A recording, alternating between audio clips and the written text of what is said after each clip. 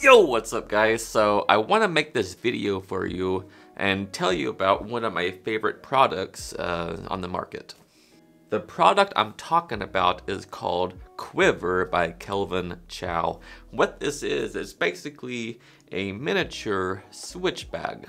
So what this is, it looks like a little, just a coin purse, but like I said, it's a device that allows you to switch things or change things, make things vanish. There's a whole lot of things you can do with it. It's kind of the same concept as, like a Switch wallet, like a Z Fold wallet or a Himber wallet, but it just looks like a coin purse. And the purpose of this video is to tell you that if you want one, it's sold by Illusionist, and right now, at the time of this filming, there's only 66 left of these in stock. And so you might want to get one before they run out, and if you do decide to do that, you can use my code SeanDivine for 10% off of your order. So the biggest reason why I'm making this video is because I'm going to teach you 5 tricks you can do with the Quiver wallet. So if you already have one, or if you're thinking about getting one, this video is perfect for you, so let's get into it. So here's the main feature, like I said, about this little coin purse. So you can show something inside of there, like I have a piece of paper in there right now, but you can also show that you have nothing in there, and that's just how the gimmick works. So it's a switch bag, so to speak, okay? So you can switch that back and forth, a piece of paper and no paper. Alright, so the first trick that I would like to show you is actually a coin trick. Since this is a coin purse, why not do a coin trick, okay? So this trick uses 2 coins. In fact, there's no more coins in there, there's just 1 coin, nothing else inside there, okay? So it just uses 2 coins, a silver coin and a copper coin. You can see both coins right here. Now watch, what I'll do is I'll put both coins in my hand, okay? So I want you to say either copper or silver. Just say one right now.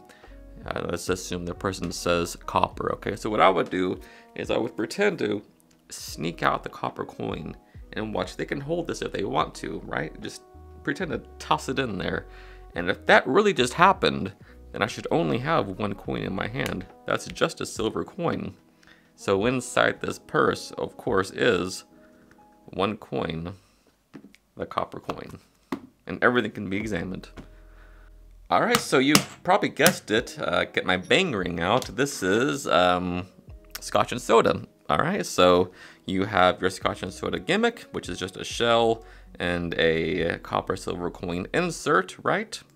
And then that just goes in here like this. So you have your 2 coins that are gimmicked, and you want to put it on the secret side. So they go in there with the insert on top of the shell. So those both go in on the secret side, all right, the secret side. So this regular copper coin, which matches that, it just comes in your set, goes in the regular side, okay? That just drop that in there, and you're ready to go.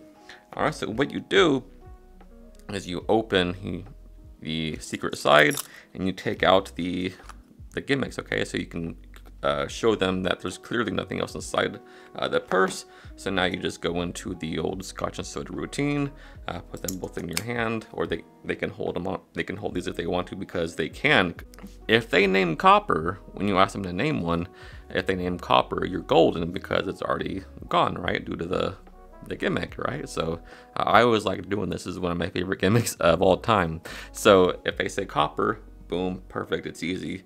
If they do name silver, if they're holding it, say, look, I'm gonna leave the silver coin in your hand. That's if they say silver, right? I'm gonna leave the silver coin in your hand and take out the copper coin because you don't want it. We just throw it away, or whatever you want to say, right? So they open their hand, they see nothing but a silver coin, and then you drop that. They then themselves can open the wallet and dump out the copper coin. Alright, so these Quiver wallets work perfectly for a 2-way out, and in fact it works perfectly for a ESP type trick. You can see they're all different in no particular order, and you can just deal cards like this and have the person say stop anytime they want to as you deal. So maybe they say stop, I don't know, right here. So they stop on star. Now look, this has been there this whole time. In fact, I have one thing in there, and one little piece of paper, nothing else inside it whatsoever, and you show them, look, on this piece of paper, it says you will choose star. Alright, so pretty straightforward, right? In here you have obviously two papers because it's the two-way out. I wrote you will choose star, put mine in the secret compartment, and on the other side it says, the other one is a circle, right? This one says you will choose circle, the other one says you will choose star. Alright, so the ESP deck is set up like this. You can see I have a circle there, any card there, a star there, any card, circle, any card, star, any card, circle, any card, star. So it just repeats like that over and over again. And since there are 5 of each symbol, you can go through the whole deck and no matter where they say stop, it'll work every time. So the setup is very simple to be random, circle, random, star, random, circle, random, star, random, circle, random, star. So you can see what's happening here, right? It's not very hard at all, self-working, and it's a killer. This can also be applied, obviously, to a regular deck of cards, all right? So any sort of card force that you want to do is fine. So you can have the person deal cards like this, and anytime you want to have them stop, they stop anywhere they want to, maybe on the 5 of spades here, all right? So look, now you go into your, I love this one, now you go into your little purse here and say, look, ooh, I have one prediction inside of here. Yep, there's the one right there, and it actually says the 5 of spades. You can see that the 5 of spades. What? Okay, you're kind of skeptical, but look, really, look, I do have more papers in there, but look, you're not going to believe this. The other papers are completely blank.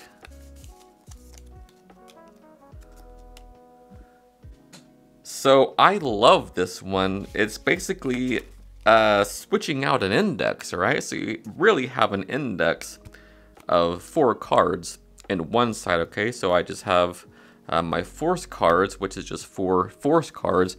Here I have my forces are the 3 of clubs, or actually it goes this way, the 2 of hearts, 3 of clubs, 4 of diamonds, and the 5 of spades. You can see those right there. And these just go in the secret side as sort of an index, right? So in here you have that, and on the other side, this side that's just regular, you just have blank cards, so this will be sort of a gag. All right, so you just put these in there on the regular side, and this deck is a force deck, okay? It's called the, what is this called? I forgot what this deck is called, but it's just a force deck where 4 force cards are repeated, okay? So, and those 4 force cards are, in my index, okay, so they can really stop anywhere, and they can deal, what, 12 cards before they run into duplicates, all right? So it's just the 2 of hearts, 3 of clubs, 4 of diamonds, 5 of spades in this deck. So whatever card they stop on, you'll know which one to take out. So let's say in this case, it's the 4 of diamonds. So you just go in here and make a big deal out of it, like trying to be sneaky. So you just, and it fits the part, right? Like you're trying to be sneaky, but you're really trying to get that card out of the index. Say, look, the card I predicted is the 4 of diamonds, which you stopped on. And then everybody's going to say, well, let me see that. Let me see that you have more papers in there. And you say, yeah, you're right, I do. And so they take them out and they can show that there's nothing else inside there. And of course, all the other papers are completely blank. And that's a good way to, it's a clever way to use an index and show that you're not using an index at the same time. So it's pretty good. Obviously, any force of 4 cards will work. You don't have to use this force deck, obviously. I just like to use it because it's so clean. So this next trick is a fantastic feat of mentalism, and it requires nothing more than your little wallet and a pen and the contents inside. So it pack small, plays big, okay? So I hate that phrase. It's so cringe to me. Anyway, so you have your pen, and you have your wallet here, which you show them. You keep inside your lucky your poker chip, okay? So you put these on the table. Now you ask the person who's doing this for you, helping you do this, is, you know, there's 3 objects here, but only 2 of us, all right? So I want you to just just pick one up to make it easier. And so if they pick up maybe the wallet, then we put it over here and it's sort of out of the game, okay? So now they can pick up either the pen or the chip. It's up to them. Whichever one they pick up is the one they keep. You make that very clear. So if they pick up the chip, they hold on to it and they give you the pen. Now at this point, you can say, look, you can change your mind if you want to. You don't have to keep it like this. You can change your mind. It's completely up to you. And so if they choose to keep it like this, then that's what they do. And you say, look, remember you wanted to put this aside. I'm glad you did that, because inside, I'm sure you saw that, but I actually have a piece of paper in here. And the piece of paper, I wrote something down. I wanted to read it to you. Look, it says, look, you have the chip. Sean has the pen. Okay, so very, very simple, but it's very, very clever. You're gonna love this. This is based on the free will principle by Daddy.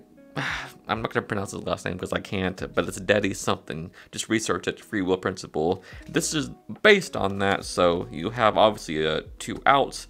This one says you have the chip, Sean has the pen. But on the other out, it would say you have the pen, Sean has the chip. Okay, so put that in one side like this, and the other one's on the other side. Okay, so now look. A couple different scenarios are going to play out. When you lay these three things across the table and you ask them to pick one up, first of all, you say, look, there's three objects, only two of us. So I want you to pick up any one that you would like. All right, so if they pick up the wallet first, say, perfect, we'll put it over there. It's out of the game, okay? So that's if they do that. And obviously, the rest is by play. Since there's two way outs, it doesn't matter what happens at this point. And if they pick up the chip, say that you want to change your mind, it's up to you. If they do, perfect. You'll know which one to do. You have the chip, I have the pen, whatever, right, with the two way outs. If they pick up either the chip or the pen, here's what you do, and I love this. So if they pick up the chip, you say, look, do you want to keep the chip or do you want to give me the chip? If they say keep it, perfect, and then ask them to slide one towards you, all right? So they're holding on to their chosen object, which is either, in this case, the pen or the chip. Now you say, slide one of those objects towards me, or hand me one. And if they hand you the wallet, say, look, I'm glad you handed me that wallet because I want you to read something that I had inside of there. And then you just casually put this pen toward yourself, or vice versa if they do this, right? So once again, to recap, if they pick up an object which isn't the wallet, you say, look, just hold on to that and slide one of those objects towards me. If they hand you the wallet, say, perfect, I wanted you to pick this so I could read you something out of it, and just casually slide this other object towards yourself. That's if that happens. Now, when they pick their object and you ask them to slide one towards you, if they do happen to choose the other object, which isn't the wallet, say, look, perfect. Do you want to stick with this or change your mind? It's up to you. So no matter what happens, you pick up the wallet and read what's inside. So I have the chip, you have the pen, and I wanted to read something to you that I wrote in here. All right, one piece of paper. It says, look, you have the pen, Sean has the chip. And I like this because in the normal free will routine, it's like a two-way out on the paper. It says, I have the chip, you have the pen. So whoever reads the paper is the one saying, I have it. So if the spectator was reading this and it says, I have the pen, then they would have the pen.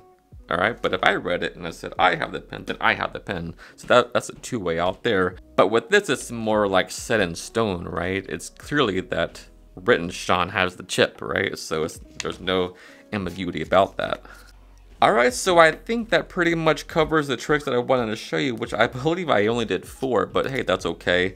And like I said, if you want to pick this up, go to illusionist.com and get yourself one. Don't forget to hit that discount code SeanDivine for 10% off of your order. And I hope you do, because there's so many things you can do with it. And I would love to see what you can come up with yourself. And I know you're going to have fun. So that's the video. Hope you like it. Alright guys, so as always, thank you so much for taking the time out of your busy day to watch this video. It means the world to me, and if you learned something new, if you got value from the video, do me a huge favor, hit the like button, comment down below, share the video, hit subscribe, all that good stuff. Till next time, happy practicing. I love you guys.